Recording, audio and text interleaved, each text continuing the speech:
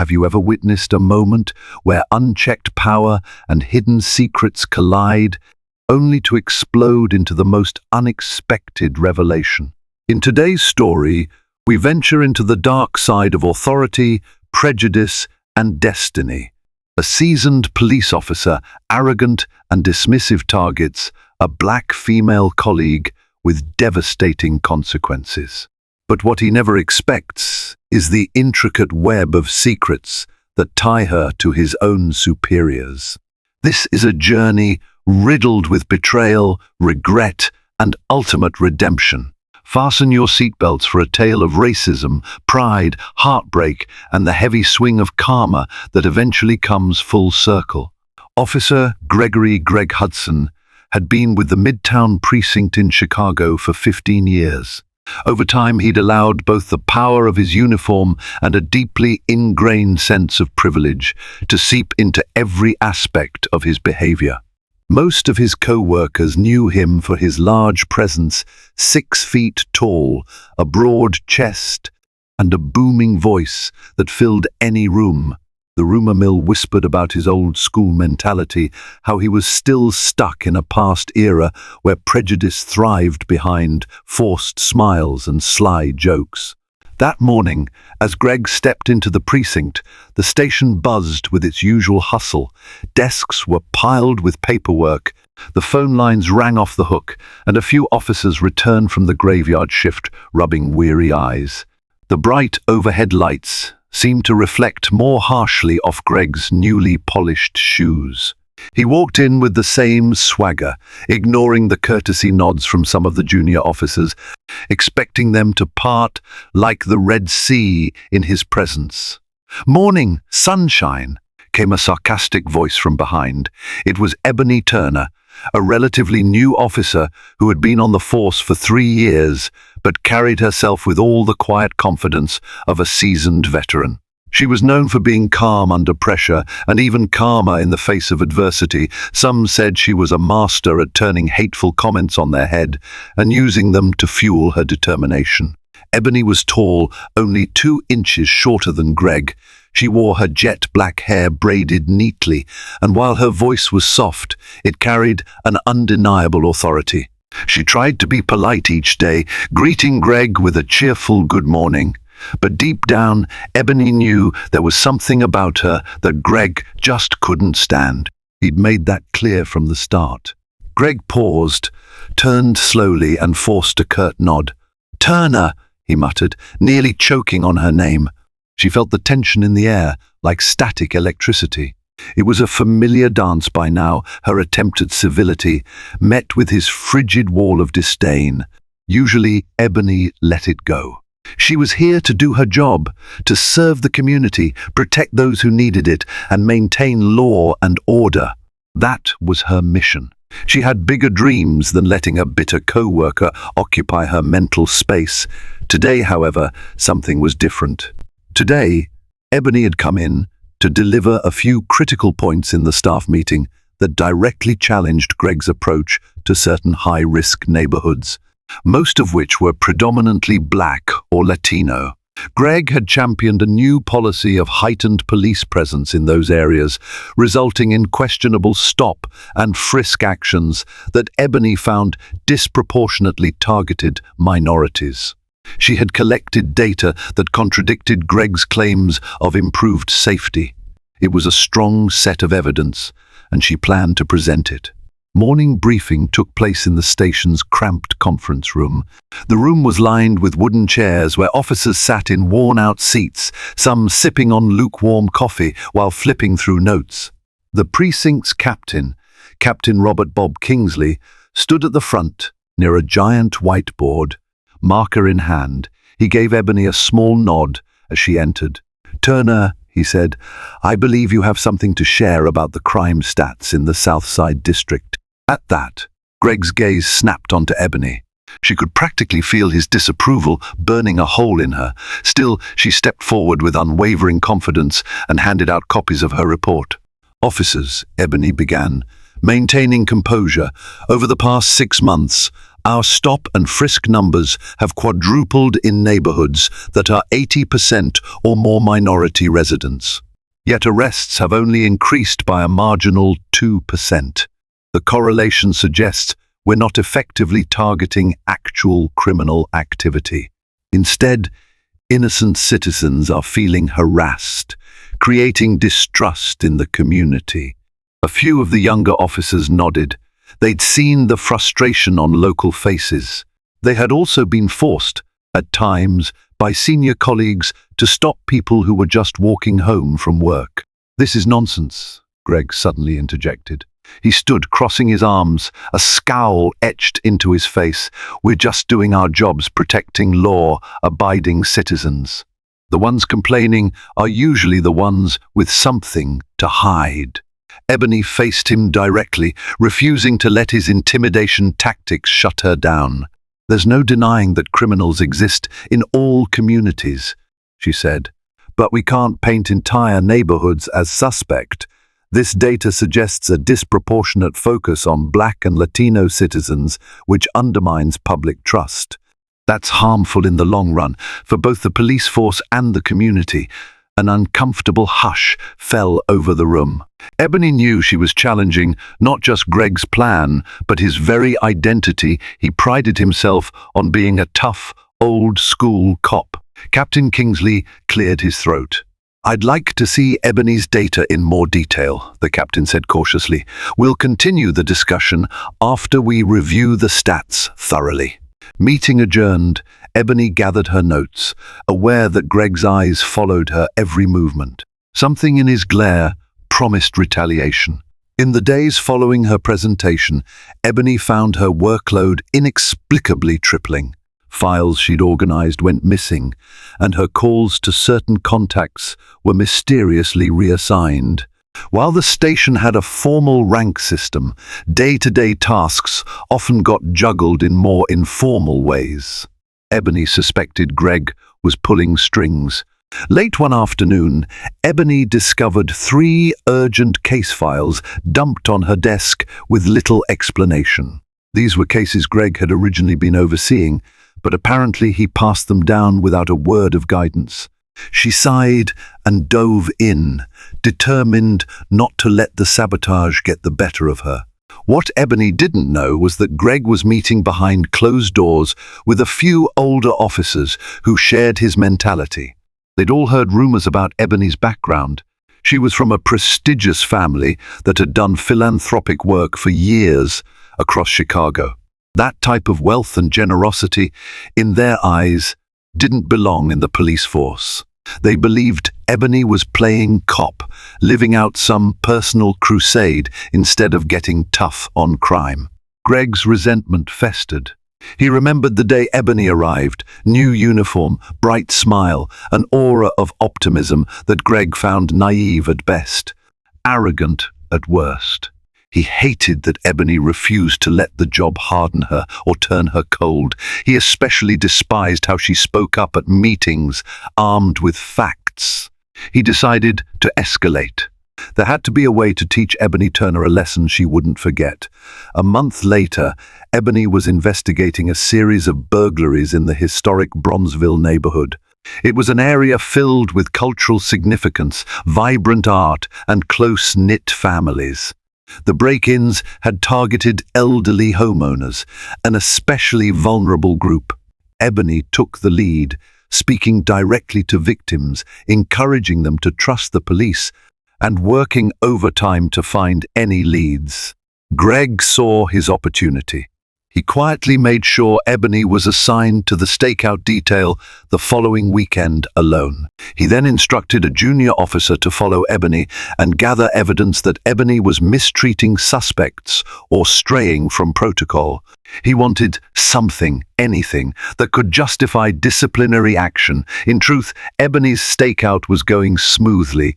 She'd parked an unmarked car on a quiet street, scanning the block for any suspicious characters. Around midnight, she saw a hooded figure creeping along a fence.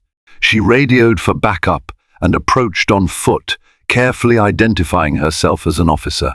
The figure ran, Ebony pursued, and tackled the suspect in the next alley over. The suspect turned out to be a 16-year-old boy, clearly terrified and unarmed. Ebony was firm but calm. She radioed for assistance again, making sure the boy's head was protected and that he wasn't injured. She quickly discerned that the teen wasn't the burglar. He was just a curious local who got spooked. After verifying he was harmless, Ebony let him go with a stern warning about how dangerous it was to creep around late at night. Unbeknownst to Ebony, the junior officer Greg had sent was lurking behind a nearby car, snapping pictures and recording bits of audio. He hoped to capture Ebony roughing up a suspect, something that could be twisted into misconduct. But Ebony remained professional, giving him nothing to exploit. Frustrated, Greg decided to forge a complaint instead. He took the partial audio clip where Ebony raised her voice, telling the teen, "Get down now," and edited it to sound like Ebony was using excessive force. His plan was to file it with the precinct's internal affairs unit, claiming Ebony had assaulted a minor and used hateful or threatening language. The next morning, Ebony was called into Captain Kingsley's office and confronted with the complaint. Her heart pounded with a mix of shock and anger. "Captain, I can't believe this," she said, scanning the forged transcript. "I never said these words."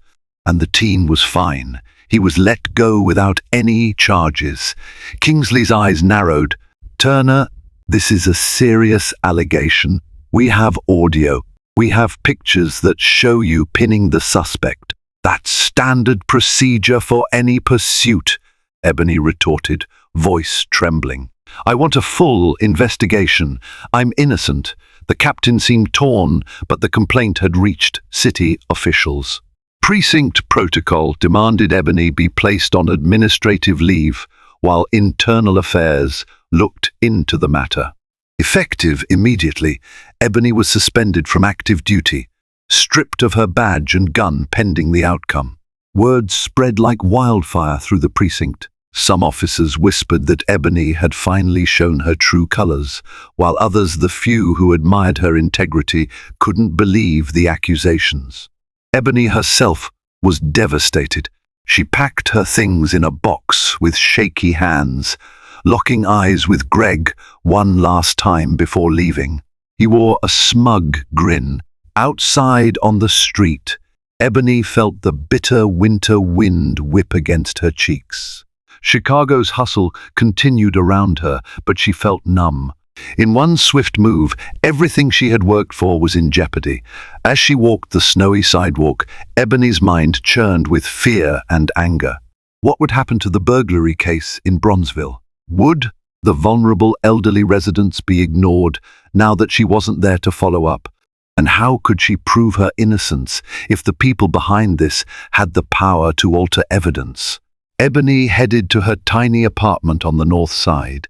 She lived modestly despite her family's wealth, wanting to forge her own path. She stared at her reflection in the window of the Starbucks on the corner, recalling her father's philanthropic efforts with local charities that built playgrounds and community centers in underserved neighborhoods. Ebony admired her parents, who believed in the good that can be done quietly, away from the limelight. They had encouraged Ebony to join the force after she graduated top of her class in criminology. They saw it as another avenue to serve. She remembered their proud smiles on the day she pinned on her badge. Now, Ebony was too ashamed to even tell them how quickly her dream had unraveled. In the days of her suspension, Ebony spent time gathering any record she could to prove the audio was fabricated. But forging police evidence was a serious crime, and whoever was behind this had likely covered their tracks carefully. Meanwhile, behind the precinct walls, an intriguing development was unfolding. Captain Kingsley had a long-standing relationship with a mysterious benefactor who had quietly donated money to the precinct's youth outreach programs. These donations funded scholarships for the children of fallen or disabled officers, new community policing initiatives, and even mental health support for officers struggling with job stress. No one outside Kingsley's inner circle knew who this benefactor was, but it was rumored that the person was extremely wealthy and well-connected in the city. The captain himself had only met the benefactor's representative a handful of times, usually to discuss how the donations were allocated. Recently, the benefactor had quietly financed a life-saving surgery for Kingsley's wife, who had been diagnosed with a rare condition. The out-of-pocket cost was astronomical, but the benefactor never asked for public acknowledgement or gratitude. The only condition was that the funds be used properly to save her life. Kingsley had always promised to keep the benefactor's identity secret, and he was a man of his word. One crisp afternoon, as Kingsley sat in his office reviewing Ebony's case, he got a call from the representative of this anonymous donor. He recognized the voice, calm and resolute. The representative asked for an update on the precinct's community projects and also inquired curiously enough about Ebony Turner. Kingsley hesitated. "You're aware Ebony has been suspended for alleged misconduct?" "Yes," the voice replied, "but you should look deeper into that. We believe she's innocent. She's actually been a significant part of your programs for years, though you may not know the full extent." After the call ended, Kingsley's mind reeled. Why would the representative bring up Ebony Turner? Unless Ebony was connected to the benefactor? A short while later, he received a discreet visit from an old friend at City Hall. It seemed Ebony's father, Joseph Turner, was heavily involved in philanthropic work throughout Chicago. However, Ebony herself had also made personal donations under her name and under a trust that simply read E. Turner Philanthropies. The scope was remarkable. She had quietly gifted hundreds of thousands of dollars over the years to support police families and underfunded youth programs. Kingsley's mouth went dry. Ebony Turner was the benefactor, his wife's secret angel. The woman he had just suspended was the same person who had donated a staggering sum to cover his wife's medical bills. Captain Kingsley felt a swirl of guilt and shock. He realized Ebony had never wanted the credit. She wasn't just some rookie with idealistic dreams. She came from a background of helping others. Yes, but she had chosen to do so quietly. She had never used it to gain any advantage in her career. Now she was facing a bogus misconduct charge. Kingsley felt responsible. He had authority over the precinct. If Ebony was being framed, it fell on him to root out the corruption. But how to proceed? If he revealed Ebony's identity as the benefactor, it would break her trust. Yet, not clearing her name would be a grave injustice, not to mention deeply immoral. Given what she had done to support the station, he decided to re-examine the complaint. He listened to the audio, noticing strange jumps in the recording quality. He checked the timestamps on the pictures. Something didn't line up. With the help of an officer from Internal Affairs who owed him a favor, Kingsley discovered that the images had been taken from two different vantage points and at different times. The metadata showed them as being manipulated. Now there was no doubt about it. Ebony was being set up. Captain Kingsley summoned Greg into his office. He closed the door, sat behind his desk and laced his fingers together. The look on his face made Greg uneasy. "You wanted to see me, Cap?" Greg asked. "I've been reviewing Ebony Turner's case." "I have some questions for you," Kingsley said in a measured tone. "You were overseeing her activities in Bronzeville, correct?" Greg nodded, but his eyes darted around nervously. "She was assigned there?" "Yes." "Why was she alone?" the captain pressed. "Usually, you'd pair someone with an officer that new to the area." Greg shrugged. "We're short-staffed," she insisted. Kingsley's tone sharpened. "There's evidence, however, that suggests Ebony may have been set up. You were the one who first reported concerns about her stakeout. Is there anything you want to tell me?" At that, Greg's face reddened. "She's a liability, sir. She goes into these communities, coddles criminals. She has no respect for our procedures. I didn't frame her. She just gave me the reason I needed to take her off the streets for everyone's safety. Kingsley felt his blood boil. He leaned forward, voice dropping low. Do you know who Ebony Turner really is? Greg sneered. I know she's some rich kid playing cop. I'm not surprised she's well connected. Kingsley's jaw clenched. She's the person who has been funding our community programs for years, including the donation that saved my wife's life. That revelation smacked Greg in the face like cold water. He blinked rapidly, realizing how deeply he'd miscalculated. But his pride was too strong to admit wrongdoing. So what? We're supposed to ignore her misconduct because she has money? That's corruption. Kingsley straightened. Don't twist this. I've looked at the evidence, it's doctored. We found the metadata on the photos, and Ebony's so-called confession on the audio. That was spliced. We are close to finding who's behind it. If I find out you orchestrated this, you'll be the one suspended, or worse. Greg stared at the floor, fear flickering across his face. Kingsley continued, I've already forwarded the evidence to Internal Affairs. We're opening an official investigation, and I'm reinstating Ebony Turner today. Greg's mind spun, searching for a way to salvage the situation. If Ebony returned, she would have every right to demand accountability. She might even sue the department. His career was in jeopardy. All because he tried to sabotage someone who turned out to be a key ally of the station's leadership. Karma, it seemed, was waiting just around the corner to deliver its blow. When Ebony got the call that her suspension was lifted, she was half relieved, half wary. Captain Kingsley invited her to his office the next morning. She braced herself, stepping into the precinct with her head held high. Some officers eyed her suspiciously, others gave subtle nods of support. Kingsley greeted her with an apologetic expression. Officer Turner, please come in. She stepped inside, finding her desk was tidied up, her nameplate restored, and her files returned. First of all, I owe you an apology, Kingsley began. An investigation revealed that the evidence against you was falsified. A flood of emotion washed over Ebony. This was vindication, but it didn't erase the pain of what she had endured. She swallowed. Thank you, Captain. I've been trying to tell you that from day one. But who did this to me? Kingsley hesitated. We have strong reasons to believe Officer Greg Hudson was involved in manipulating the complaint. Internal Affairs is investigating. Ebony's shoulders tensed. She had suspected Greg, but hearing the captain say it made her feel both anger and a strange sense of pity.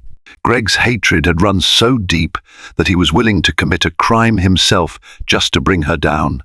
Officer Turner, Kingsley continued, I want you to know that you are fully reinstated, effective immediately. You'll receive back pay for the time you were unjustly suspended. Ebony breathed a shaky sigh of relief. Thank you, sir. I'm just ready to get back to work. Kingsley nodded. I also want to thank you for everything you've done, for the precinct, for my family. I know you wanted to remain anonymous, and I respect that. But let me say it, just once, you saved my wife's life. Ebony's eyes widened. She realized that her secret was out. Captain, I never meant for that to influence any decisions here. I only wanted to help. Kingsley cleared his throat, emotion catching. I know, and I apologize for not protecting you sooner. But rest assured, you have my support from here on out. As Ebony returned to her duties, Greg's world began to fall apart. The junior officer he'd coerced into taking photos and forging the complaint confessed under pressure from Internal Affairs.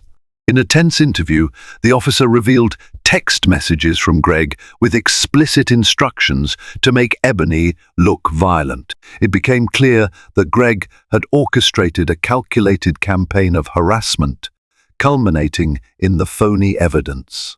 This was a direct violation of departmental policy and the law itself. Charges were filed against Greg for falsifying evidence and obstruction of justice. A formal hearing was set. Greg, once the proud, strutting officer, stood before a review board, watching his career crumble. His attempts to defend himself fell flat under the weight of digital proof. The departmental lawyers were incensed that he'd risk the reputation of the precinct for a vendetta. Word of the scandal broke in local news outlets. Community activists, already critical of the precinct's stop and frisk policies, seized on the story. They demanded major reforms and accountability for the culture that had allowed a racist officer like Greg to thrive for so long. Meanwhile, Ebony sat quietly in the back of the hearing room. She didn't relish Greg's downfall, but she couldn't deny feeling a sense of vindication. All those times she'd tried to just do her job, only to face unwarranted hostility, had led to this moment. In the end, Greg was stripped of his badge and faced criminal charges. His pension was frozen, and the department wiped his records clean of commendations.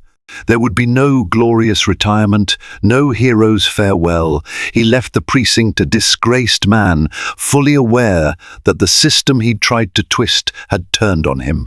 With Greg gone, Ebony found the station atmosphere shifting. Officers who had once followed Greg's lead out of fear became more open to the kind of community-centered policing Ebony advocated.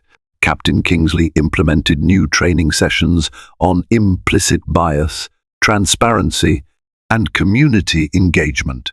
Ebony led many of these sessions, drawing on both her academic knowledge and her lived experiences. She also resumed her philanthropic efforts quietly, ensuring that the programs benefited not just the children of officers, but also youth in struggling neighborhoods. Ebony believed bridging the gap between law enforcement and the community required empathy, trust, and consistent actions that proved the police cared. One day, Ebony was invited to speak at a community event in Bronzeville. She walked onto a makeshift stage in the local park. The crowd was diverse neighborhood residents, local politicians, fellow officers, and a scattering of media. She took a deep breath, scanning the faces. "People ask me why I joined the police force," Ebony began. "Truth is, I wanted to serve, to protect those who felt unprotected. My hope is that we can create a department that treats every citizen with dignity, where the uniform represents fairness and compassion.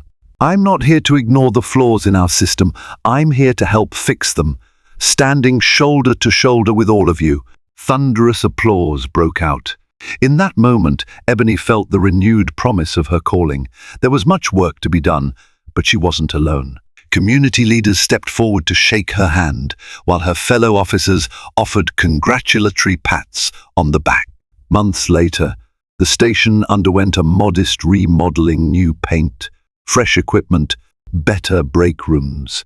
It symbolized a new era for Midtown Precinct. The city had also allocated funds for community policing programs, building on Ebony's earlier philanthropic contributions. Captain Kingsley eventually confided in Ebony that her identity as the benefactor had been a shock at first, but it had forced him to confront his biases, to see her as more than an officer. She was a genuine force of positive change. At her desk one afternoon, Ebony sorted through a stack of paperwork for a youth mentorship initiative. She felt a sense of purpose, a quiet resolve to keep pushing boundaries. The phone rang. It was the local news, asking for a statement about the new reforms at the precinct. Ebony politely declined a personal interview, suggesting they speak with Captain Kingsley. She still preferred working in the background, focusing on results over recognition. As she hung up the phone, Ebony recalled Greg's twisted smirk on the day she was suspended. She remembered the fear and shame she felt, and how close she came to giving up entirely. But in the darkest hour, the truth had prevailed, and justice, though often delayed, had meted out Greg's downfall. The precinct was far from perfect. No institution changes overnight. But Ebony's presence, combined with the unwavering support of the community, sparked a gradual metamorphosis. More officers began to question old assumptions and adopt data-driven approaches. In the end, Ebony knew that her family's legacy of philanthropy and compassion had found a new extension through her own service as a police officer. The once racist cop, Greg Hudson, had learned the brutal lesson of what happens when hatred collides with truth.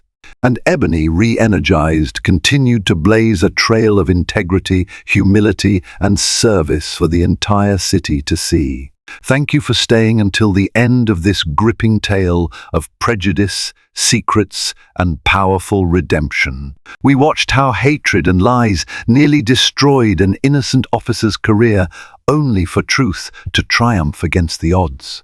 Ebony's commitment, not just to law enforcement, but to the well-being of her community, shone through even under the darkest cloud of injustice.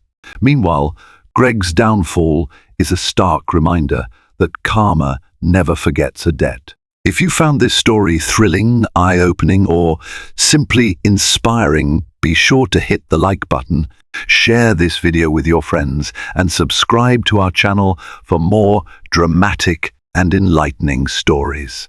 Your support helps us keep bringing tales that entertain, inspire reflection, and spark meaningful conversation. Until next time, stay tuned for more stories that remind us why doing the right thing always matters.